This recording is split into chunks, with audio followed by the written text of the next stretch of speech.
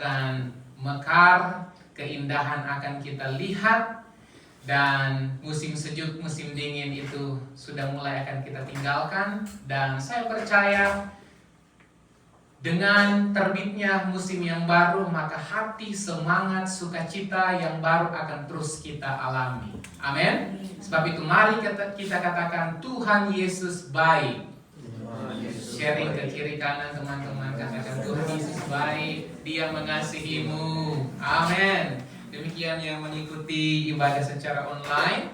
Hari ini kita akan belajar tentang bagaimana kita hidup bukan karena kuat dan gagah kita, tetapi semua oleh karena kemurahan Tuhan. Mari kita katakan semua, oleh karena kemurahan Tuhan. 2, 3.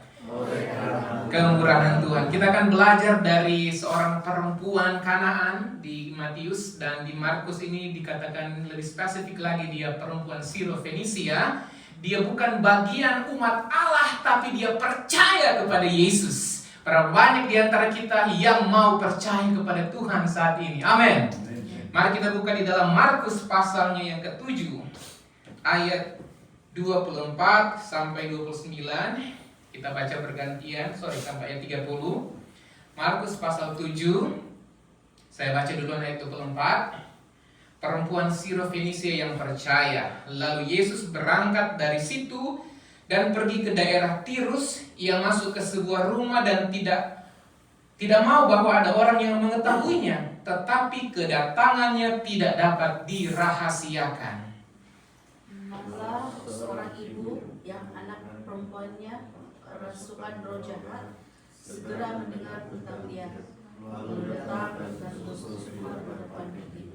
Perempuan itu seorang Yunani bangsa Sirofenisia. Ia memohon kepada Yesus untuk mengusir setan itu dari anaknya. Lalu Yesus berkata kepadanya, biarlah anak-anak kenyang dahulu, sebab tidak patut mengambil roti dan disediakan bagi anak-anak dan melemparkannya kepada anjing. Tetapi perempuan itu menjawab, benar Tuhan, tetapi anjing yang di bawah meja juga makan remah-remah yang dijatuhkan anak-anak. Maka kata Yesus kepada perempuan itu, karena kata-katamu itu, jelas sebab setan itu sudah keluar dari anakmu. Sama-sama ayat 30. Perempuan itu pulang ke rumahnya, lalu didapatinya anak itu berbaring di tempat tidur, sedang setan itu sudah keluar. Bapak, Ibu, bro and sis yang diberkati oleh Tuhan, ketika kita membaca kisah ini, bukankah ada saat, bahkan mungkin saat ini kita sama seperti perempuan Sirofenisia ini. Ada masa di mana kita memiliki kebutuhan yang sangat mendesak, urgent sekali, sangat penting. Dan bahkan mungkin kita sudah mendoakan itu bertahun-tahun. Coba bertanya di hati kita, adakah sesuatu yang sangat kita inginkan, yang sampai saat ini masih kita doakan? Ada? Ya, saya masih ada. Bahkan dalam hati saya masih berjuang supaya Tuhan bisa kabulkan itu. Kalau kita ada di posisi, mungkin kita berpikir, Tuhan, saya sudah berdoa sekian tahun, kenapa saya belum mendapatkan jawaban? Kenapa saya belum mengalami itu? Maka kita mirip seperti perempuan Sirofenisia ini. Dia datang, apa kebutuhan utama daripada perempuan ini yang kita baca? Apakah dia ingin emas, perak, dan permata kepada Yesus? Apakah dia ingin won? Kita semua ingin won, ya. Tetapi perempuan Sirofenisia pada masa itu, dia tidak inginkan emas, dinar. Apa yang diinginkan? Kesembuhan bagi anaknya. Wah. Apalagi seorang ibu, ya, luar biasa kalau kita ingat ibu. Saya sempat lihat video itu di mana, di China atau di mana, itu ada ibu yang ternyata dia tidak tahu berenang, tapi dia rela mau hanyut bersama-sama dengan anaknya yang duluan jatuh ke sungai.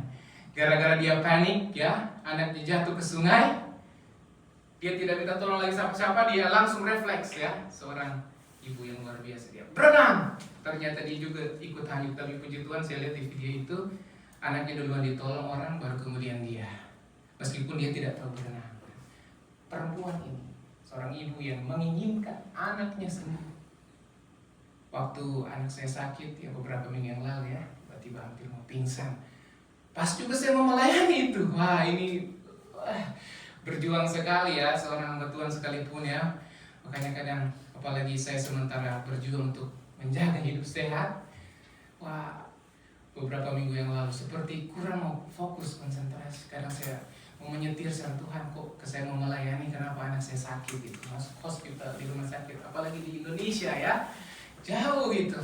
Wah, terkadang mungkin di hati kita mengeluh gitu. Seperti bangsa Israel, mereka juga mengeluh. Bahkan pernah mau melempari Musa gara-gara mereka, Musa, kau bawa kami di sini mau mati kah?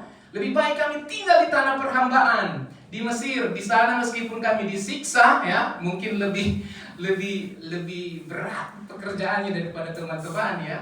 Tapi di sana kami masih bisa makan bawang prei, bukan main ya. Tuhan sudah tolong mereka, Tuhan sudah berkati mereka, mereka masih ingat bawang di Mesir. Bapak Ibu yang diberkati Tuhan, jangan sampai Tuhan sudah tolong kita cuma karena makanan seperti orang Israel, cuma karena hal sepele kita jual Tuhan Yesus, kita meninggalkan iman kita. Jangan sampai kita tinggalkan iman kita. Amin. Ya. Perempuan ini dia tercatat, dia sebenarnya belum jadi bagian, bukan umat pilihan. Kalau ya ini kan masa perjanjian lama, itu memang dikhususkan. Siapa bangsa pilihan? Bangsa Israel, ya. Dia bukan anggota atau bagian dari bangsa Israel. Artinya berkat Tuhan itu, karena ini kan memang ditunjukkan oleh Yesus pada masa itu. Ini sebenarnya Yesus mau menunjukkan inilah realita, gitu. Bahwa dia datang, dia mau. Pertamanya dia bawa Injil itu untuk orang-orang Yahudi ya, orang-orang Israel untuk menggenapi pilihan Tuhan. Tetapi bahkan orang Israel menolak dia dan mau menyalibkan dia. Itu. Bahkan orang bilang, siapa sih dia, anak tukang kayu gitu. Mau bilang dia Mesias, siapa dia? Tapi justru ada seorang ibu yang sederhana, tidak jadi bagian orang Israel. Dia bukan masuk kategori orang yang diberkati. Tetapi ketika dia mendengar Yesus ada pada saat itu, ya, Yesus sementara pergi ke daerah Tirus, dia tahu bahwa tidak ada pribadi yang dapat menolongnya selain Tuhan Yesus. Sehingga dia buang semua gengsi, dia tanggalkan semua apa ya? Dia ketakutan, kekhawatiran orang lain mau bilang apa kalau saya mencari Tuhan sementara saya ini orang Kanaan itu. Dia tinggalkan semua demi kasihnya kepada anaknya, demi cintanya kepada anaknya supaya anaknya bisa sembuh. Dia tahu yang bisa menyembuhkan itu bukan tabib, tetapi hanya Tuhan Yesus. Pelajaran pertama adalah apapun masalah, problematika kehidupan kita, sumber yang bisa kita dekati cuma satu-satunya, itulah Tuhan Yesus. Amin. Ya. Cuma Tuhan Yesus. Tapi memang dalam realita itu tidak semudah membalikan telapak tangan. Mungkin kita akan berkata, Pak Pendeta, Tuhan, saya sudah banyak kali berdoa, saya sementara bergumul, kenapa masalah itu masih ada? Wah, saya berkata lagu kedua tadi ya. Apa yang imanku berkata, Tuhanku yang pegang kuasa, Dia selalu bekerja. Meski mataku tak melihat. Nah ini chorusnya, refnya. Walaupun gunung itu tak berpindah, tetap percaya Kau yang punya kuasa. Sekalipun ku dalam lembah gelap. Lagu ini, ya puji Tuhan, dikirimkan istri saya kepada saya beberapa hari sebelum saya dioperasi. Saya dioperasi awal Desember ya, tanggal 3 Desember. Teman-teman jemaat itu pasti tahu, waktu saya mau ibadah, saya akan operasi tanggal 3, ya ada minggu terakhir di bulan November itu, saya masih melayani, tapi hati saya itu risau, takut. Karena baru kali itu menghadapi major operation, harus dioperasi. Nah Tuhan, kalau boleh, jangan dioperasi. Saya takut. Tapi saya teringat seperti Yesus pun pernah berdoa, kalau boleh Bapa, cawan ini lalu daripada. Itu menunjukkan kemanusiaan dari Yesus. Sebentar kita akan memperingati kematian Tuhan Yesus. Ini minggu-minggu sengsara menjelang Paskah ya, menjelang Jumat Agung. Tuhan, tolong. Kadang saya mungkin saya sudah melayani ini itu, kenapa? Oh kenapa? Tapi Tuhan ajar saya, ya, benar-benar mau merendahkan diri sama seperti perempuan Sirofenisia yang percaya ya. Gitu. Saya begitu takut pada saat saya lupa beberapa, mungkin 1 hari atau itu mendekati hari operasi itu bukan semakin tenang, saya semakin takut. Minggu yang lalu Pak Maju katakan, Pak juga kan habis operasi, kalau beliau takut, kalau saya katanya berani. Sebenarnya sama-sama kan takut juga ya. Puji Tuhan. Yang memberikan kekuatan memang cuma iman kepada Tuhan. Gitu. Istri saya kirimkan lagi ini, ya linknya yang mirip seperti yang Bro Andreas kirimkan yang Yesus itu ya. Saya coba dengar. Mau tidur setengah mati, mau tidur saudara. Ya. Ketika refnya ini, walaupun gunung itu tak berpindah, Tuhan kalau boleh gunung itu pindah, kasih sayap kepada saya untuk terbang gitu. Jangan lagi operasi, tapi ternyata saya memang harus gitu melewati, harus di meja operasi. Tapi di situ Tuhan ajar, apakah saya mengasihi Tuhan cuma ketika saat saya diberkati? Apakah saya mengasihi Tuhan cuma saat doa saya benar-benar didengar semau saya? Ternyata tidak seperti itu jalannya Tuhan. Minggu yang lalu kita dengar Tuhan tidak pernah terlalu cepat dan dia tidak pernah terlambat. Bisa kita paham ya?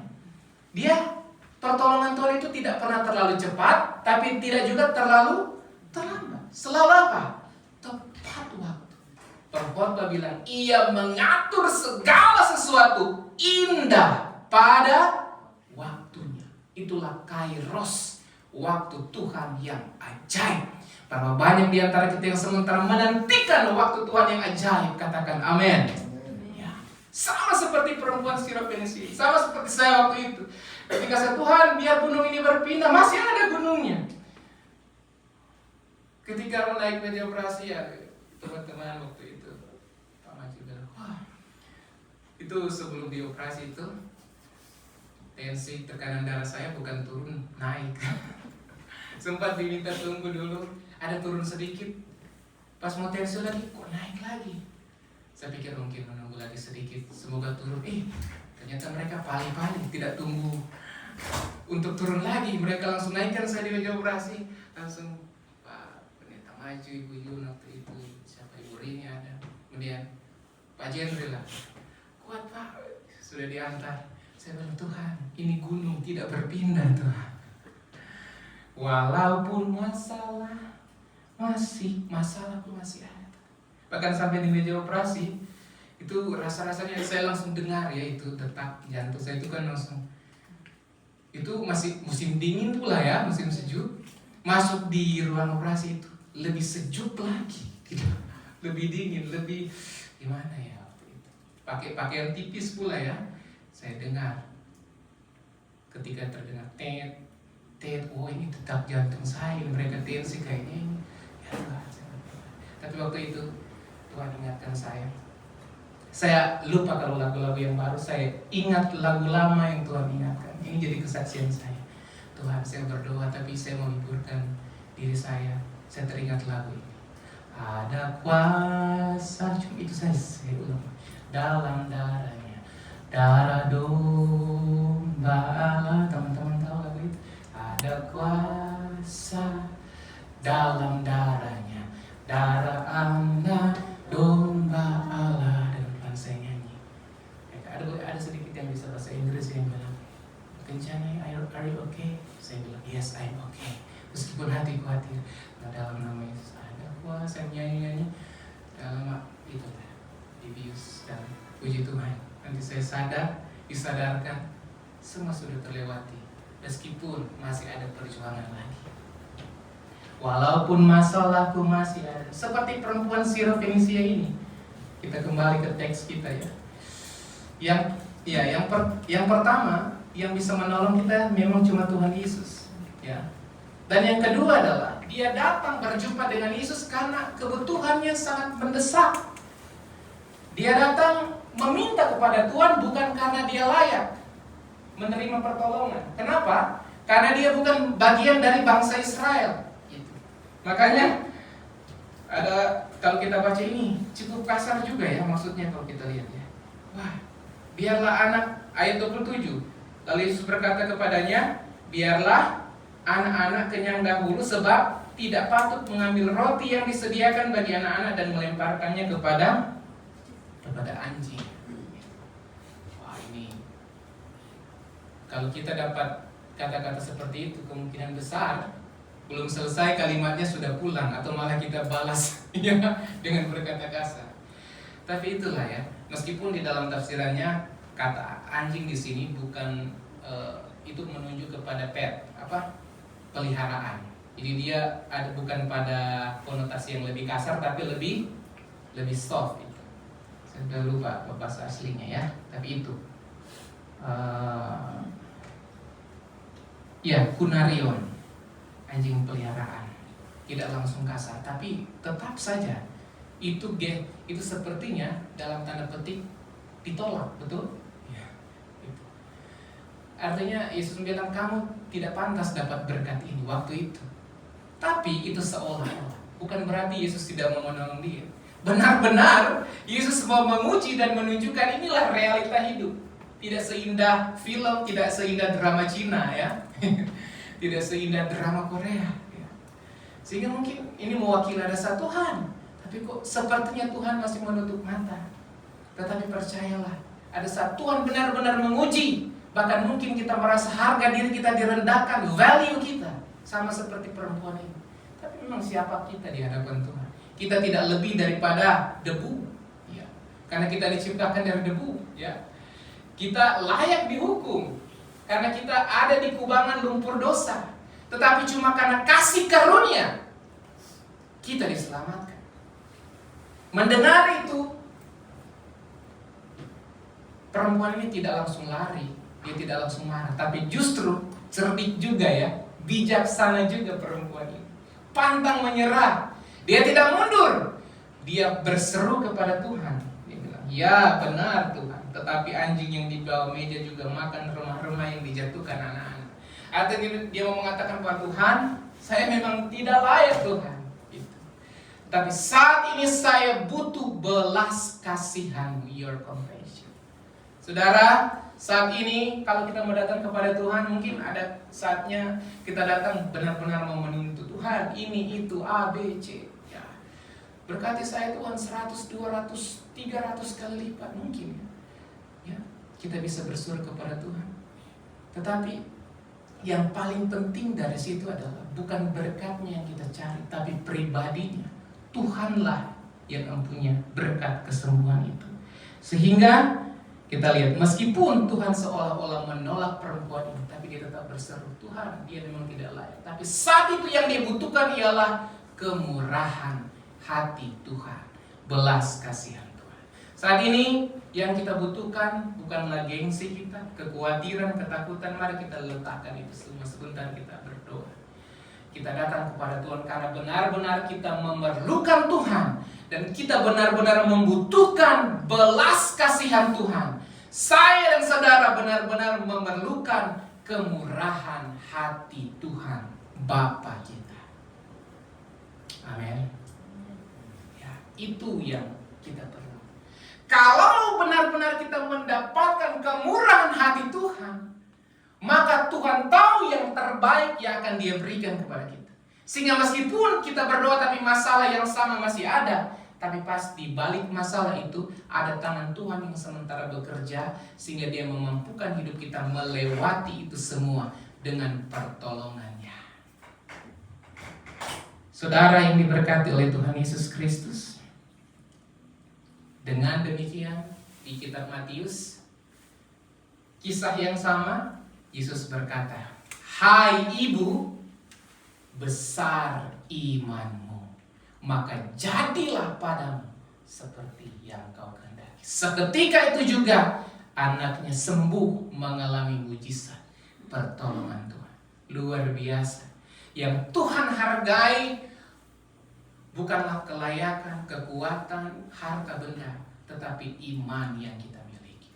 Tuhan mau menjumpai iman yang besar ada di hidup kita. Sehingga dia akan berkata, bro, sis, bapak, ibu, besar imanmu, maka jadilah padamu seperti yang kau kehendaki. Berapa banyak yang ingin mengalami pertolongan Tuhan dan mengalami sama seperti perempuan Sirofenisia ini. Amin. Luar biasa Tuhan. Tuhan, saya masih banyak belajar saya.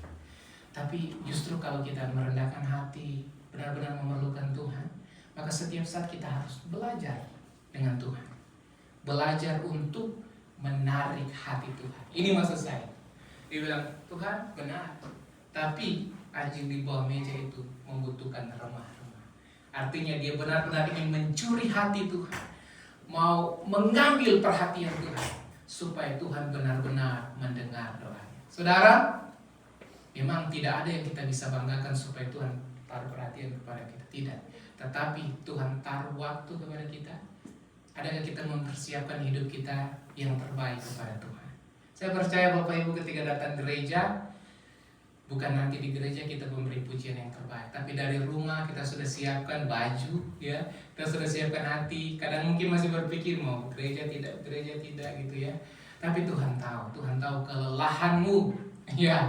Tuhan tahu apa ya, kerisauanmu. Tapi kalau engkau bisa melewati itu semua, beribadah kepada Tuhan, bahkan melayani Tuhan, sama seperti perempuan ini, banyak tantangan dan ujian, tapi dia mau menarik perhatian Tuhan sama seperti kita. Saya percaya Tuhan yang sama, dia mengasihi hidup saya dan saudara. Amin. Katakan, dia mengasihi saya, dia mengasihimu. Amin. Haleluya. Kita akan siapkan hati kita.